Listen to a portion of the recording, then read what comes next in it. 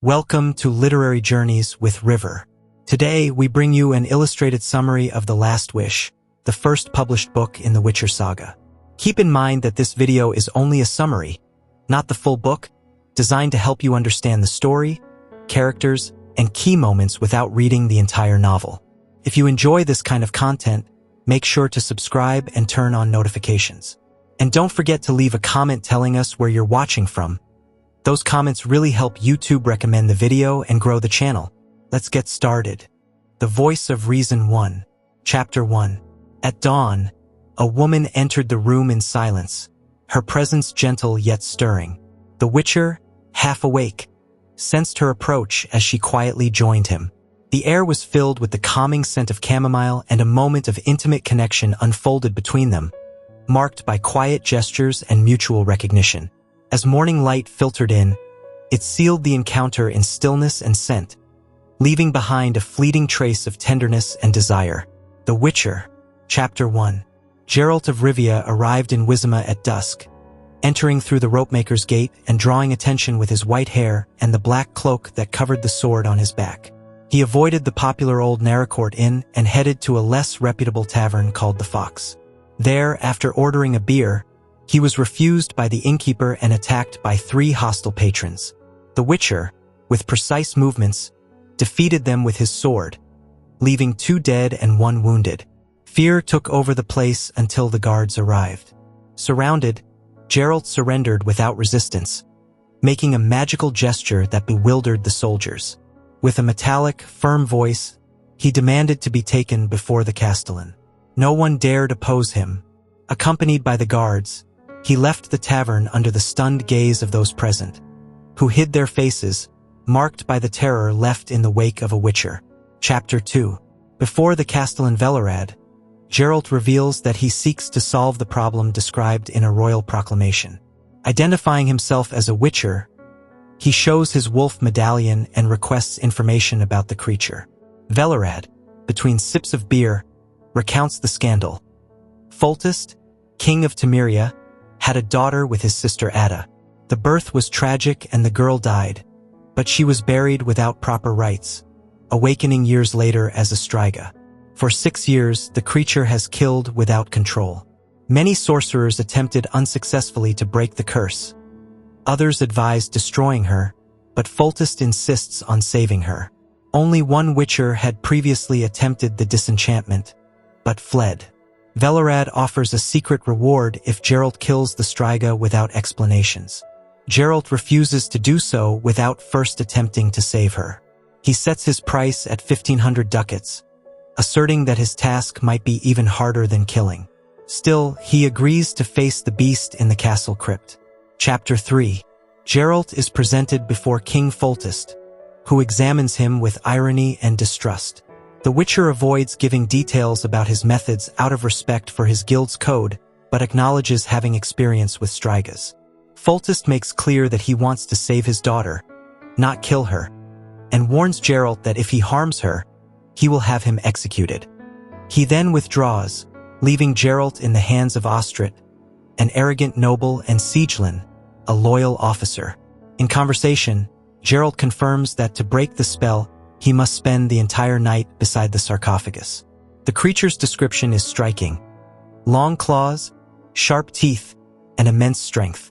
She only attacks at night and during the full moon. There have been survivors, which gives hope. Geralt listens attentively, noting every detail, undaunted. He prepares to face not only the monstrosity of the Striga, but also the hidden interests in the court. Chapter 4. Geralt interviews the miller who survived an attack by the Striga and studies his wounds to confirm the creature's danger. After the inspection, the soldier accompanying him reveals himself to be King Foltest, who had secretly come to speak with him. The king asks for honesty, and Geralt confirms the curse can be broken if the Striga remains out of the sarcophagus until the 3rd crow of the rooster. Though the procedure is simple, it involves enormous risk. Foltest, desperate, admits he has received proposals to kill the creature without trying, but forbids doing so before exhausting the possibility of saving her. Geralt promises he will defend her life if necessary, but act with professionalism. He gives instructions on how to care for the princess if he succeeds. Use an enclosed sapphire and burn certain herbs. The king, doubtful, agrees. In the end, he confesses that he fears his daughter will suffer. Geralt, silent, acknowledges that. Chapter 5. Geralt prepares in the abandoned keep to face the Striga. At nightfall, he drinks elixirs that enhance his senses and bodily control, dangerous ingredients for anyone but a witcher. In silence, he checks his silver sword and sits to wait. However, he hears footsteps in the courtyard. It is Ostrid. The noble arrives with a bag of 1,000 ducats and offers Geralt a chance to leave, without killing or disenchanting the creature. He confesses he wants the Striga to remain alive in order to undermine Foltest's power and provoke his fall. Geralt, unmoving, listens without replying, until the noble draws his sword in threat. Without magic, the Witcher disarms him and strikes swiftly. The bribe attempt fails. Geralt confirms his senses are on high alert, his body ready, and his resolve intact. Nothing will make him abandon his mission that night. Chapter 6. Geralt tied Ostrid as bait, thereby luring the Striga. The terrified noble confessed he wanted Foltest dead out of jealousy. He had loved Ada. He denied casting the curse, but admitted cursing them in anger. When the tombstone shifted, Geralt released him. Ostrid tried to escape but was quickly caught by the creature. The Witcher, hidden, observed her. Huge, with reddish hair and sharp teeth.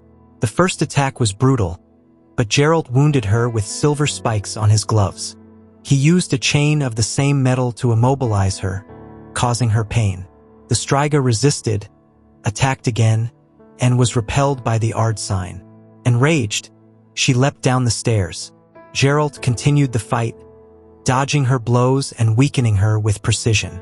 After a tense battle, he imposed his will on her, causing her to flee in confusion. He knew he had to prevent her from returning to her crypt before dawn to break the curse and restore her humanity. Chapter 7. Geralt woke inside the sarcophagus at the end of the magical trance, knowing dawn was near. Upon emerging, he found the Striga transformed into an unconscious adolescent, dirty and thin with reddish hair. On examining her teeth and nails, he saw they were normal. But as he tried to move her, she awoke violently. Still driven by wild instincts, she attacked him, clawing his neck. Geralt struggled to restrain her without killing her, holding her tight until he broke her rage. She cried like a child. The Striga confirmed her humanity. The Witcher let her go and collapsed, bleeding. His improvised bandages barely stopped the bleeding. He dragged himself to the steps, but collapsed before leaving the crypt. Dawn light filtered between the stones, and in the distance a rooster crowed. Geralt had fulfilled his mission, but the price was high, and his body was on the verge of collapse. Chapter 8. Geralt woke in a guardhouse room, wounded and with a skilled bandage around his neck. Velerad explained that Dawn had arrived after the scandal reached Wizima. He had been found gravely injured but alive. Foltest kept his promise. 3,000 ducats, his sword and the chest lay by his side. The princess had been saved, but still showed after effects. Thin, tearful, terrified, even wetting the bed. The Castellan, between resignation and relief, joked she couldn't be worse off. As he left, he asked why she had bitten him. But Geralt was already asleep. The Witcher had survived the most dangerous night of his life, managing not only to break the curse, but also to face passions, betrayals, and monsters, both human and magical, surrounding the throne of Temeria. The princess was alive, Geralt too, and although no one knew what would come next, the Witcher had fulfilled his duty. The voice of reason 2. Chapter 1. Geralt wakes startled by Nenneke's voice, blinded by the sunlight slipping through the shutters. Beside him, Iola dresses hurriedly, different from the dawn vision that had seemed like a dream. Her freckles, reddish hair, and silence, the result of a religious vow, unsettle him and fill him with guilt-tinged sadness. Nenneke, in her frank tone, reminds him they are in the sanctuary of Melitel and that there the rules aren't those of the outside world. She inspects the deep wound on the Witcher's neck, carefully healed after reopening it to treat it properly. While healing him, She scolds him for letting himself be wounded by a mere striga and warns that it will take months to regain full mobility. Geralt, between resignation and humor, asks how he'll earn his keep. Nenneke suggests he rest, have breakfast and avoid wandering around the sanctuary. She'll find him later herself. Chapter 2. Geralt strolls through the sanctuary grounds, greeted by young priestesses working in the gardens. He reflects on the cult of Melitel, the ancient goddess of fertility and harvest, still alive and popular. He remembers how Jaskier, his bard friend, joked about its appeal among women because of its link to childbirth. Nenneke finds him and reproaches him for looking for Iola. She warns that Iola must prepare for a spiritual trance. Geralt, skeptical, refuses to participate, claiming he is immune to such experiences. Nenneke insists, Iola is not just any medium, but a chosen one, protected by the goddess. She senses that Geralt is trapped in a whirlwind of invisible forces and needs to see clearly what surrounds him.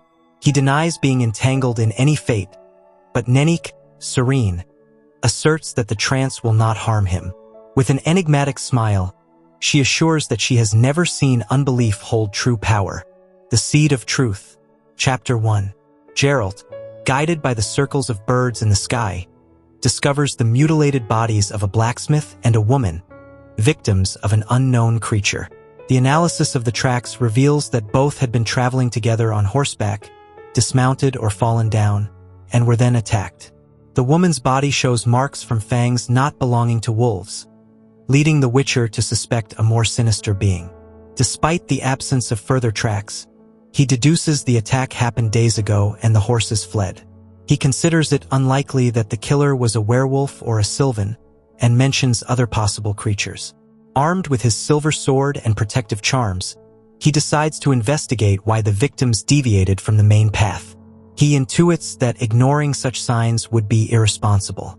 Mounted on his mare, Roach, he sets out on the route toward the hidden truth behind the trail of death and blood. Chapter 2. Geralt arrives at an ancient palace hidden among the undergrowth, where an unseen presence watches him. On the way, he sees a mysterious young woman in a white dress disappearing among the trees. As he approaches the castle, the door opens by itself, receiving him. Inside is a monster with an animal's head, Nivellen, who threatens him, but upon seeing that the Witcher doesn't flee, ends up inviting him as a guest. Inside, Nivellen reveals his strange power. The house obeys his commands. Through jokes, conversation, and magical food, Geralt discovers that his host was cursed by a priestess who committed suicide during an attack on the sanctuary. From then on, he's lived transformed into that creature, with the enchanted house at his service. Nivellen denies being a dangerous monster and behaves kindly, though with some irony. Geralt suspects there are more secrets hidden behind the castle walls and in his host's past. Chapter 3. During dinner, Nivellen recounts how he obtained his monstrous form after a violent act in a sinister sanctuary. Cursed by a dying priestess, he went from being a young nobleman to a lonely beast. At first, he was feared and abandoned by everyone, until a merchant appeared by accident and inspired him with an idea, to test if a young woman's love could break the spell. He began receiving merchant daughters, whom he treated with kindness and affection. Although none succeeded in breaking the curse, he became a habitual host, offering comfort and wealth in exchange for company. With each story, Nivellen came to understand and accept his new form, even seeing it as an advantage. However, Geralt, ever observant, asks about a current female presence. Nivellen tries to deny it, but ends up admitting he's in love with a mysterious woman. The Witcher, intrigued, suspects that his problem is deeper than it appears. Chapter 4. After parting ways with Nivellen, Geralt crosses a forest growing increasingly hostile. He spends the night armed atop a hill, restless from distant songs, howls, and signs of violence.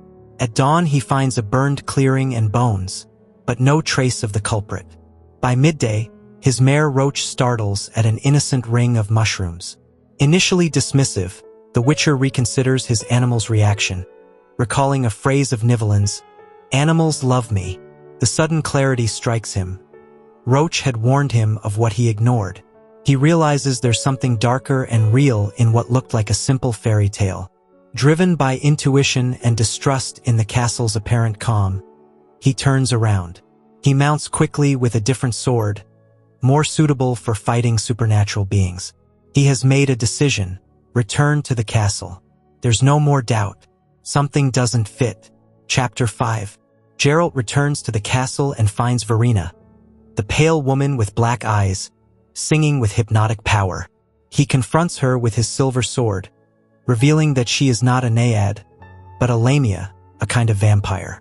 In a fierce battle, she emits deadly screams, transforms into a monstrous bat, and attacks repeatedly. Geralt endures and wounds her. Nivellen appears and tries to stop her, but is thrown against a wall. Geralt, weakened by the creature's mental power, braces himself. When she leaps to kill him, Nivellen impales her with a stake. Mortally wounded, Verena tries to reach him with her fangs, and Geralt, forced, decapitates her. Then Nivellen, bathed in blood, begins to transform. He regains his human form. The Lamia's true love breaks the curse. Despite everything, the beast wasn't Nivellen, but the monster that loved him. Geralt silently helps him walk, knowing there is no truth without loss. The Voice of Reason 3. Chapter 1. Geralt receives an unexpected visit at the sanctuary of Melitel from Count Falwick and the Night Tales, sent by Prince Hereward. Both, wearing red cloaks and bearing the white rose insignia, demand the immediate expulsion of the Witcher. A demand to which Nenneke firmly objects, reminding them that in her sanctuary she is the one who decides. Tales, enraged, threatens them with the prince's military power, but the priestess counters with a veiled magical threat, asserting her authority.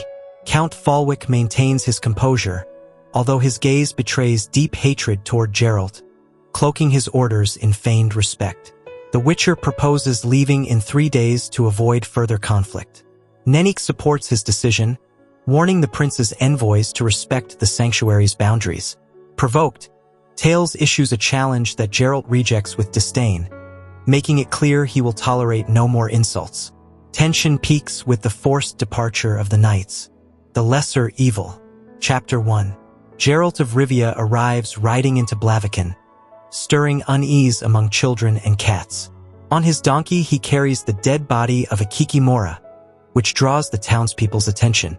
After meeting with Mayor Kaldemine, he shows him the creature and mentions he killed it in the nearby swamps.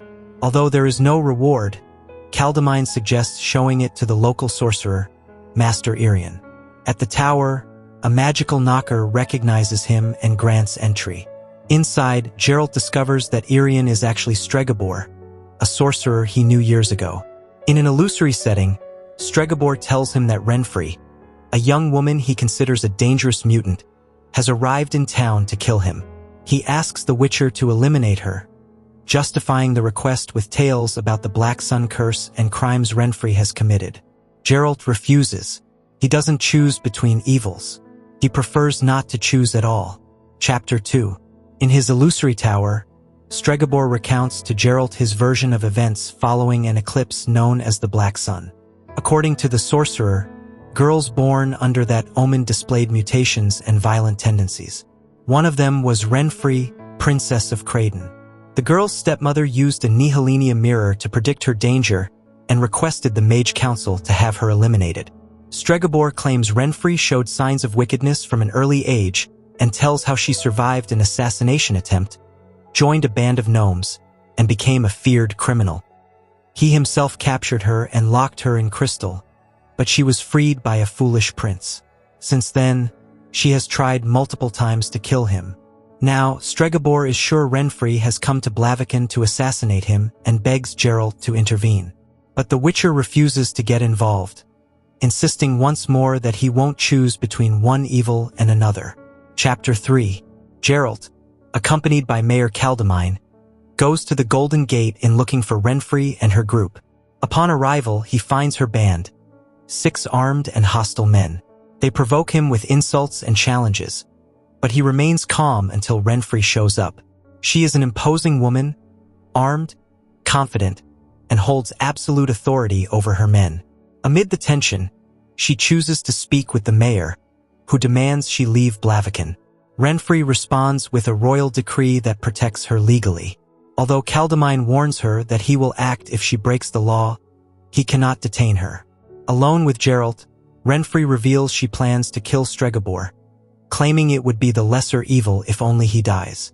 Geralt warns that others will die if she tries, but she dismisses those potential victims. Before leaving, she flirts with him, making it clear she still has more to say. Chapter 4. Geralt finds Renfri in his room after she sneaks in through the roof. She proposes avoiding a massacre, suggesting either Stregobor leave his tower or that the Witcher kill him. She refers to a Tridam ultimatum without giving details. Geralt refuses, and Renfri tells her story. From princess to a victim of betrayal, abuse, and misery. She survived after being sent into the forest by Eridia and Stregobor, who tried to kill her. She justifies her revenge and offers Geralt gold to kill the sorcerer.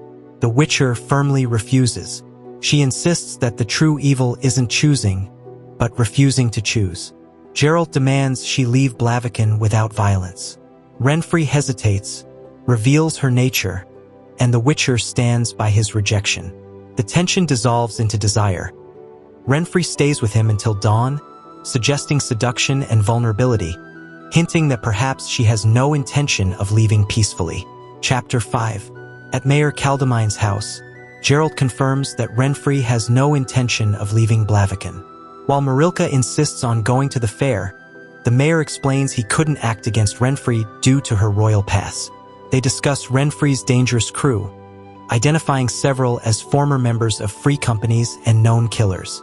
Remembering the Tridam massacre, where hostages were executed one by one to force a decision, Geralt understands the plan. Renfri will use the same tactic, killing people in the square to force Stregobor out. Alarmed, he insists they stop her before the square fills. Kaldemine refuses, fearing legal retaliation from King Ottoin. Geralt insists they must act before it's too late. Desperate, the Witcher disobeys the mayor's order, grabs his sword, and heads out to stop what he senses is an imminent slaughter in the market. Chapter 6.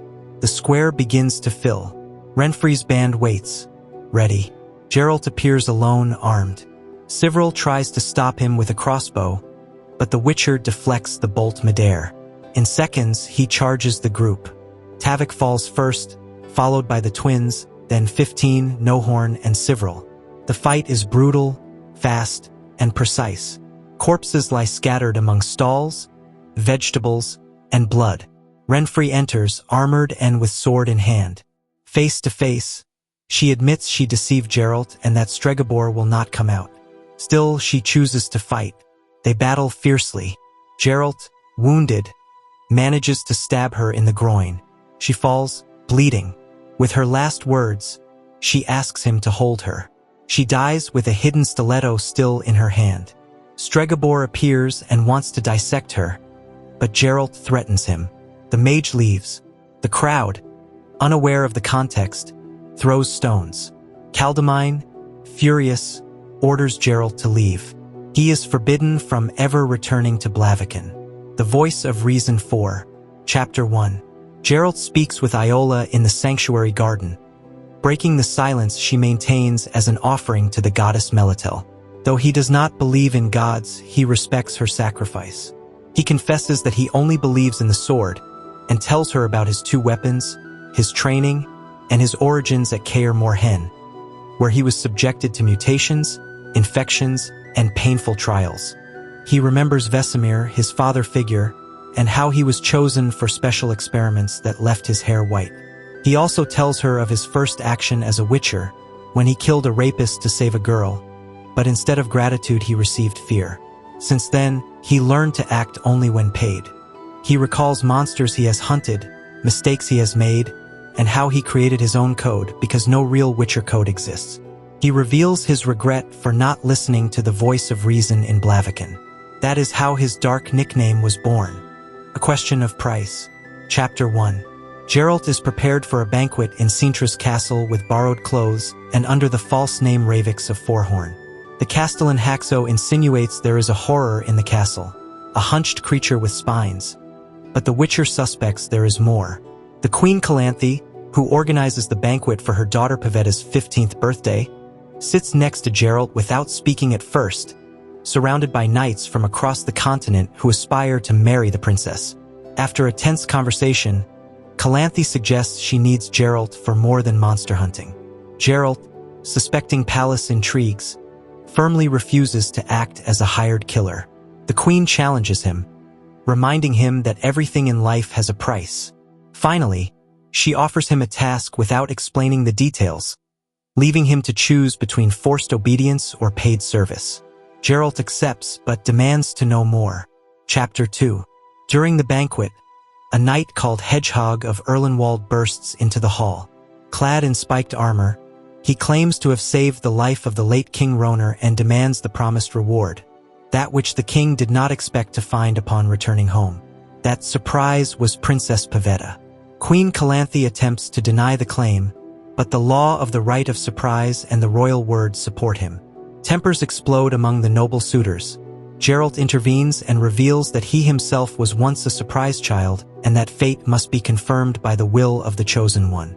Pavetta, possessed by an uncontrolled force, screams yes, causing magical chaos in the hall. Geralt and the druid Missawar manage to contain her. After the disaster, Hedgehog transforms into a human youth named Duny, freed from a curse. Calanthe, resigned, accepts destiny.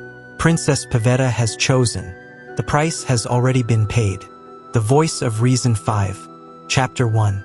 In the library of the Temple of Melitel, Geralt receives the unexpected visit of Jaskier, his old bard friend, whose arrival unsettles Nenneke. After some jokes and wine hidden among books, the friends talk about the present and the uncertain future of Witchers. Geralt describes recent cases where his profession is no longer needed. Trolls charging tolls and guarding bridges, dragons domesticated by nobles, villagers seeking magical ingredients out of superstition. He reflects that the world is changing and that his profession, created to eradicate monsters, is headed toward extinction. Jaskier tries to cheer him up with irony, reminding him how humanity has displaced ancient creatures and how Witchers helped conquer that space. Though he suggests traveling south, where work still exists, Geralt hesitates. Despite friendship and laughter, the Witcher cannot ignore that his time is fading. The world moves on, and perhaps there is no longer a place for Witchers. The Edge of the World. Chapter 1. Geralt and Jaskier arrive at a village where the peasants describe grotesque monsters tormenting the area. The Witcher concludes that none exist. The people invent creatures to justify their own miseries. As they travel, a man named Nettles catches up with them and brings them to his village, Lower Posada, where a devil is causing real trouble. Unlike the invented beasts, this being disturbs crops and the area, though without serious harm. Intrigued, Geralt agrees to help. Jaskier mocks the situation, but Geralt makes clear his motivation. He cannot resist investigating something that theoretically shouldn't exist. For him, the lure of the impossible is irresistible, even if it involves an absurd goat-like creature with unpredictable behavior. Chapter 2. Geralt meets with Lower Posada's leaders, who describe the devil as a creature that stirs the earth, scares birds, and tends crops, yet also steals grain and causes chaos. However, they impose one odd condition. It must not be harmed. The Witcher suspects young Leal, apprentice to a local wise woman whom the village obeys unquestioningly. She seems connected to the being but remains completely silent. Geralt learns they already tried a remedy from an old superstition book, which only worsened the problem. The devil, hurt and offended, started attacking with small metal pellets. Still, Leal forbids harming it. Geralt agrees to investigate further, realizing this case is more complex than a mere field monster. Chapter 3. In the reeds, Geralt and Jaskier encounter the devil, a tall, hairy creature with horns, hooves, and a sharp tongue, speaks, jokes, and launches metal balls with deadly precision. Jaskier mocks it and gets hit in the head, while Geralt is also pelted. Humiliated, they flee. Back in the village, Geralt confronts Dune and Nettles, who admit they tried to use a folk formula from an old book, offering honey, curd, and tar to drive it away. The plan failed, only fueling the creature's aggression. Seeing an illustration in the book, Geralt identifies it not as a devil but a Sylvan, a rare, intelligent magical being. Chapter 4. Geralt questions the villagers and discovers Leal is a seer, a prophetic figure the people follow devoutly. Though she never speaks, her will is conveyed through the elder, and her authority is absolute. She ordered the Sylvan be spared. Geralt realizes the bond between Leal and the creature is deeper than it appears. Dune and Nettles explain the Sylvan began by demanding grain, turning violent when met with resistance. Still, Leal insisted no harm be done. Geralt understands he was hired not to hunt a beast, but to mediate with a sentient being likely following a greater purpose. His code forbids killing intelligent creatures. He presses on. Chapter 5. Geralt tries to negotiate with the Sylvan, who refuses to leave the valley. The goat-horned being proposes a riddle contest. When Geralt loses, the Sylvan claims victory and demands the Witcher leave. Geralt, frustrated, tricks him into another contest and knocks him down with a metal ball, leading to a comical fistfight. Covered in dirt and bruises, Geralt gains the upper hand, but is ambushed by elf riders and knocked out. When he wakes, he and Jaskier are prisoners. He learns the Sylvan, named Torque, is aiding elves in stealing seeds and farming knowledge. The group has been captured by a patrol led by the elf Filavandrel. Chapter 6. Bound and defenseless, Geralt and Jaskier witness the elves' disdain for humans. Teruviel, a harsh elf, humiliates Geralt and destroys Jaskier's loot. The Witcher retaliates, escalating tensions. Filavandrel, leader of the Ainside, debates whether to execute them. Geralt tries to reason with him, discussing coexistence, pride, and the inevitable fate of the elves. The conversation is tense but meaningful. As Filavandrel orders the execution, Torque intervenes, pleading for mercy.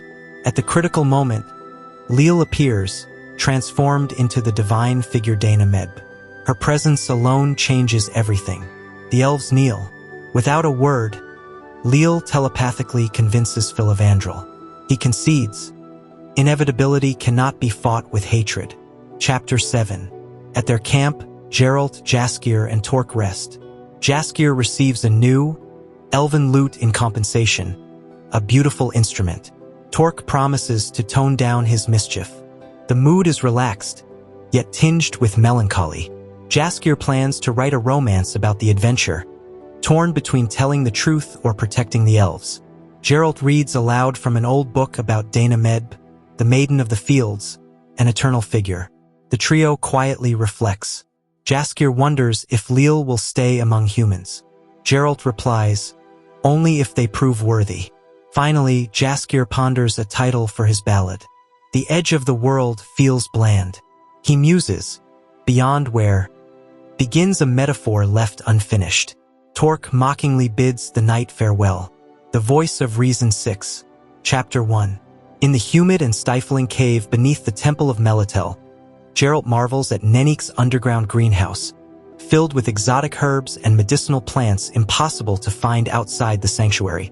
The priestess works silently while he struggles against heat and drowsiness, until an honest conversation reveals the Witcher's feelings for Yennefer.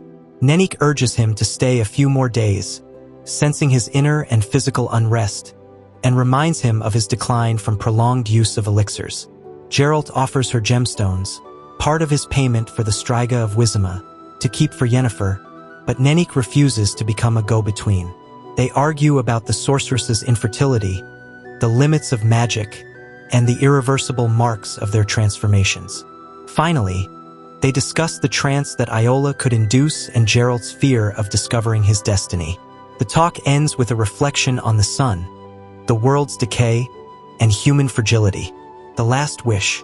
Chapter 1. During a troubled fishing trip with Jaskier, Geralt discovers an old amphora that the poet, in his excitement, identifies as enchanted. Ignoring the Witcher's warnings, he breaks the seal and unleashes a creature of red smoke that brutally attacks. The entity strikes Jaskier in the throat, leaving him voiceless. Desperate, Geralt performs an exorcism that surprisingly dissolves the monster. With Jaskier dying, he rides to Rind, where the guards deny them nighttime entry. They are taken in by assimilated elves and a half-blood knight in a warm hall near the Barbican. The hosts, although sympathetic, cannot offer effective medical aid. Kyriadan, one of the elves, suggests seeking Yennefer of Vengerberg, a powerful sorceress living under diplomatic asylum. The next morning, Geralt forces his way into her residence.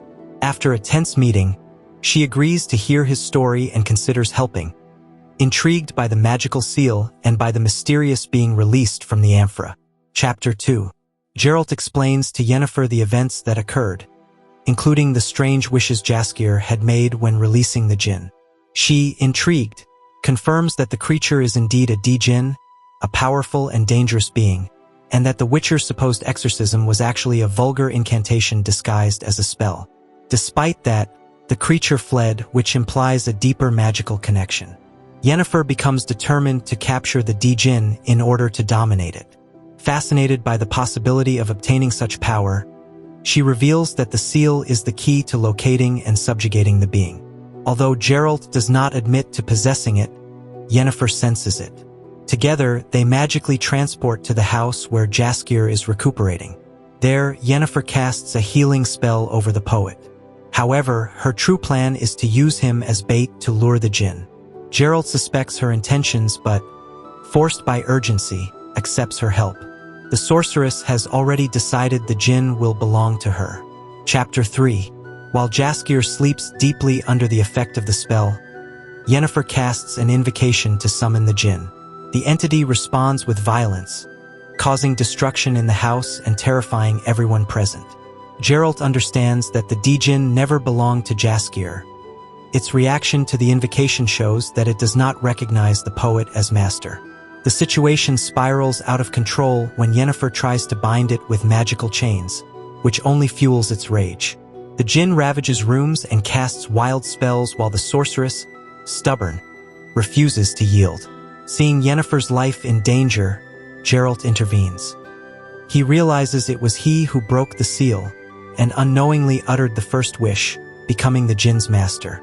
With that revelation, he uses his final wish, a mysterious wish that he does not reveal, but that causes the djinn to vanish. Exhausted, both collapse unconscious among the rubble. What seemed a simple attempt to save Jaskier becomes a clash of ambition, magic, and fate. Chapter 4. Geralt wakes up at the inn, weak but alive.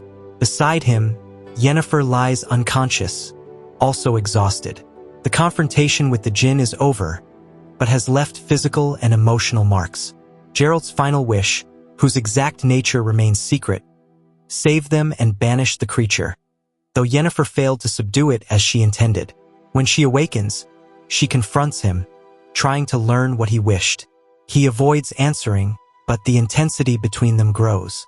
A new understanding emerges, a palpable attraction that goes beyond gratitude or magic. Though both keep their emotional walls up, a connection has formed. Kyriadan, observing from afar, senses that something special has happened. As Jaskier regains his voice and jokes again, Geralt and Yennefer exchange looks full of curiosity and tension. With no clear words spoken, a bond is sealed that will mark them. The wish that ended the conflict was more than a mere rescue. It was the beginning of something irreversible. Chapter 5. While Jaskier recovers, Geralt speaks with Kyriadan about Yennefer's nature. The elf warns him that the sorceress does not offer help without expecting something in return. When Yennefer summons Geralt, she leads him into a room filled with magical symbols where Jaskier sleeps under enchantment. She reveals her intention to capture the djinn to exploit its power. For that, she needs the magical seal, which is in Geralt's possession. Although Geralt tries to protect Jaskier and negotiate, Yennefer subdues him with a spell that nullifies his will. Taking advantage of the situation, she forces him to carry out a pending task: take revenge on certain councilmen who attempted to expel her from Rind. In the midst of her manipulation, it becomes clear that Kyriadan, in love with the sorceress, has also been used. The chapter ends with Geralt bewitched, forced to act under Yennefer's will, while the city remains oblivious to the chaos about to unfold. Chapter 6. Under Yennefer's control, Geralt causes a scandal in the streets of Rind. He visits the pawn shop, attacks the usurer, then drags the apothecary Lorneris by the nose and beats him publicly, creating a huge uproar. The population is divided between shock and spontaneous support. Authorities try to stop him, but the Witcher, driven by the sorceress's magic, defeats multiple guards. His final assault toward the sanctuary is interrupted by a sudden faint. Waking up in a dungeon alongside Caerleon, he comprehends the magnitude of his actions. Both reflect on the consequences and Yennefer's role in the events. Although responsibility rests on him, Geralt recognizes he was a tool in the hands of a woman who knows too well how to use her charms. While they await their fate, the future of Jaskier and the city lies in the hands of uncontrollable forces. Chapter 7. Geralt and Caerleon are brought before the burgomaster Neville and the chaplain Krepp to explain the recent incidents. There, the Witcher reveals the release of the Genii and Yennefer's attempts to dominate it. Krepp details the destructive power of djinns and the sorceress's ambition. While they debate, Jaskier breaks in through a portal and, following magical orders implanted by Yennefer, declares Geralt's innocence. The council suspects magical manipulation, but everything is interrupted when the djinn appears above Rind, unleashing chaos. Bound by spells, the being destroys roofs and threatens to set the city ablaze. The scene triggers in Geralt a childhood memory connecting the djinn's power with an innocent cruelty. Facing imminent disaster, Geralt decides to follow the portal traces used by Jaskier. Krepp helps him despite his religious reservations. With no guarantee of return, the Witcher crosses the magical threshold with a single certainty. He must stop Yennefer. Chapter 8. Geralt crosses the portal and finds Yennefer in a room at the inn, struggling to contain the djinn. The sorceress tries to subdue it, but the entity becomes more violent. Trapped in a battle of wills, Yennefer refuses to flee, determined to complete the spell. Geralt drags her through a new portal, landing them amid a noble party, where they cause a scandal. After a struggle, they return to the inn, crashing through the roof into a room full of broken furniture. Amid the chaos, Yennefer tries to restrain the djinn, but her strength falters. Geralt realizes the genie remains bound to him, as he was the one who uttered the first wish. Then he makes the final wish, one not revealed, but which releases the being and saves the sorceress. Exhausted, lying among the remnants of the magical battle, both understand their destinies have become intertwined in an irreversible way. Chapter 9. While the djinn continues to ravage Rind, Jaskier tries to understand from a distance what's happening inside the ruined house. The crowd watches as the magical battle between Geralt and Yennefer causes more destruction than resolution. Neville, furious, sees his city being torn apart brick by brick, while Chaplain Krepp warns of imminent danger. The containment magic is failing and the explosion could be catastrophic. Amid lightning, rain, and thunder, Erdal jokes sarcastically about his insured home, drawing the crowd's ire. Desperate, Jaskier asks why Geralt risks so much for Yennefer. Caerleon, with a resigned look, says he understands. No one else can explain the Witcher's obstinance, but everyone senses he's driven by more than professional duty. Under a sky turned red by magical energy, the city waits for the outcome as its people hide behind columns, praying it ends soon. Chapter 10. Trapped by the fiery web Yennefer cast over him, Geralt tries to reason with her. The sorceress, exhausted but determined, won't listen. Even weakened, she hurls lightning bolts that narrowly miss the Witcher, still fixated on capturing the djinn. Geralt desperately shouts that he needs to tell her the truth. Though his body burns with every move, he insists. The djinn cannot be controlled by her. It is bound to him, not Jaskier. But Yennefer, stubborn and on the verge of collapse, only thinks of finishing the spell. As the djinn roars above the inn, threatening total destruction, Geralt prepares to reveal his secret. In the middle of unleashed magic and trembling walls, this moment becomes decisive. Among ashes and thunder, his words may be their salvation or their doom. Chapter 11. Outside the house, the djinn keeps destroying rooftops, howling in rage. Jaskier and Caridin watch helplessly, unable to understand why Geralt would risk his life for Yennefer. Chaplain Krepp finally reveals the truth with a grim expression. It was Geralt who made the first wish, not Jaskier. That's why the djinn is out of control. While Yennefer tries to bind it, she doesn't know she has no authority over it. Only Geralt can command the djinn, but he must not admit it, not even if she suspects. Jaskier is stunned as he realizes the cause of the chaos. Caridin starts putting the pieces together too, recalling the scene in the dungeon. The Witcher's second wish caused a senseless death, but now only one remains. This final wish holds the power to decide everything. Used poorly, it could destroy all. Used wisely, it might change their lives. Chapter 12. Amid the destruction, Yennefer realizes she's been tricked. Jaskier was never the djinn's master, Geralt was. The creature thrashes on the roof, furious over its lingering bond. The inn trembles with every roar. Refusing to admit defeat, Yennefer demands that Geralt make the final wish so she can trap the djinn in a bottle. But Geralt sees the truth. She doesn't have enough power to survive the backlash. If the djinn is freed, it will kill her without hesitation. Though she screams it's her decision and she can still win, Geralt won't let her die. He doesn't want to use the wish for himself or to let her perish. As the walls shake and dust falls like ash, the final moment nears. Yennefer won't yield. Geralt knows it's time to decide. Ask for the impossible or save what truly matters. There's no turning back. Chapter 13. The crowd watches from afar, convinced both Geralt and Yennefer will die. Jaskier yells in frustration, unable to understand why the Witcher doesn't flee. Caridin, sorrowful, says it's all completely absurd, but real. Neville promises rewards if the Witcher saves the city, though it's too late for promises. Jaskier, cursing in several languages, remembers Geralt still has a wish. Krepp says it's not that simple. It must be precisely worded, and maybe, just maybe, it could tie his fate to Yennefer's. The odds are slim, but hope remains. The chaos continues, but inside the inn, Geralt is about to choose. His wish isn't for power, vengeance, or wealth. It's something deeper. An invisible bond begins to form between two souls marked by magic and loss. The final wish doesn't just save a life. It starts a new story. Chapter 14. Under the magical glow and the djinn's roar, Yennefer demands that Geralt speak his final wish. She offers power, glory, freedom, but he stays silent, staring at her intensely. In that moment, he understands something profound about her. Her past, her pain, her true self before becoming a sorceress. Geralt fears she can read his thoughts but hides what he's realized. As the djinn dives to strike, she shields them with her last magical effort. Then Geralt understands it all. The wish inside him becomes clear.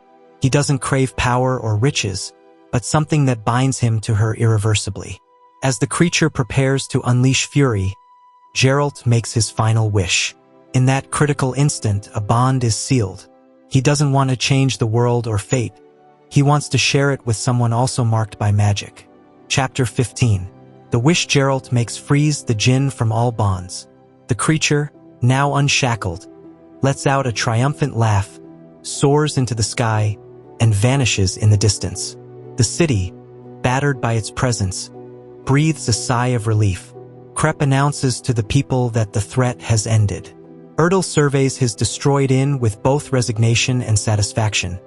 His insurance will cover the damages. Jaskier, drenched and muddy, curses the loss of the building and shouts that no one could have survived such an explosion. Neville solemnly declares that Geralt sacrificed himself for Rind and promises to honor him with a statue. But the bard, soaked and furious, curses statues and tributes.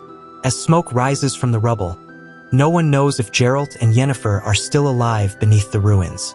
The city falls into silence, broken only by the return of rain. Chapter 16. Geralt awakens among the rubble, surprised to be alive. Beside him, Yennefer lies injured but conscious, confirming the djinn is gone. For some reason, the place where they landed is intact, as if protected by an unseen force. Surrounded by ash and dust, Yennefer asks what he wished for. Though he doesn't say it aloud, both understand its meaning. As she touches him, she feels the burn he sustained during the battle and apologizes. Geralt brushes it off. The conversation turns intimate as she reveals she heard the wish and was surprised, almost moved. The mood shifts. Their bodies draw closer. What begins as a gentle touch becomes complete surrender. Through kisses, glances, and soft words, they realize they're no longer the same. In that moment, the world disappears around them. The last wish didn't just release the djinn.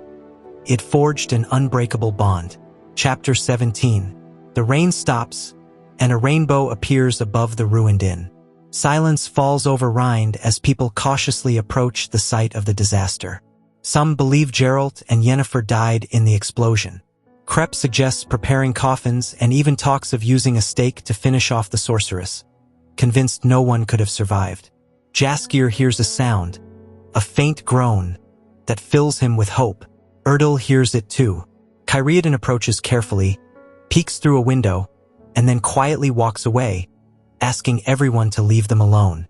Though he doesn't explain what he saw, he implies they are alive and need time.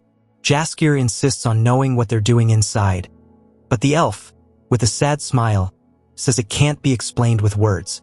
And so, under a clear sky, the onlookers depart, leaving behind a couple transformed by a wish. The Voice of Reason 7. Chapter 1. As Geralt and Jaskier leave the sanctuary of Melitel, they are ambushed by soldiers and knights of the Order of the White Rose, led by Falwick, who demands that the Witcher face a duel with the young knight Tails for a past offense. Although Geralt is not a knight, he is forced to fight under threat of death if he refuses, and of torture if he injures his opponent. The dwarven Captain Dennis Cranmer, though neutral, reveals the setup. The whole event is orchestrated to grant Tails undeserved glory. Geralt accepts the duel on his own terms and defeats Tails without wounding him directly, instead disfiguring him with a reflected blow. Falwick demands retaliation, but Cranmer defends the Witcher, stating that he fulfilled the agreed conditions. Before departing, Geralt warns Falwick not to harm Nenneke or anyone under her protection. The Witcher and Jaskier quietly slip into the woods, avoiding further retaliation from Prince Hereward. Chapter 2. As Geralt prepares his horse to leave the sanctuary, Nenneke, concerned, gives him supplies, medicine, and words of warning. Jaskier bids a friendly farewell, though tension lingers. Iola, the mute priestess who has shared a psychic bond with the Witcher, arrives with his chest of belongings. When their hands touch, Iola falls into a trance, and Geralt is seized by a violent vision of death, blood, and destruction. The young woman collapses in spasms, while Nenneke and the other priestesses rush to help her. The incident seals the foreboding sense of an unavoidable tragic destiny. Though Nenneke pleads with him to stay, Geralt, visibly shaken, insists on leaving, aware that the fate he glimpsed cannot be altered. The chapter ends with a painful farewell, heavy with omens, as both conceal their sorrow. The vision shared between Iola and Geralt becomes a dark prophecy of what lies ahead. We've reached the end of The Last Wish and the beginning of Geralt of Rivia's journey. Thank you for watching and for joining this literary journey. If you found the video helpful, don't forget to subscribe, like, and share it with someone interested in the Witcher universe. Now tell us in the comments, which short story from this book stood out to you the most, and what part of Geralt's world should we explore next?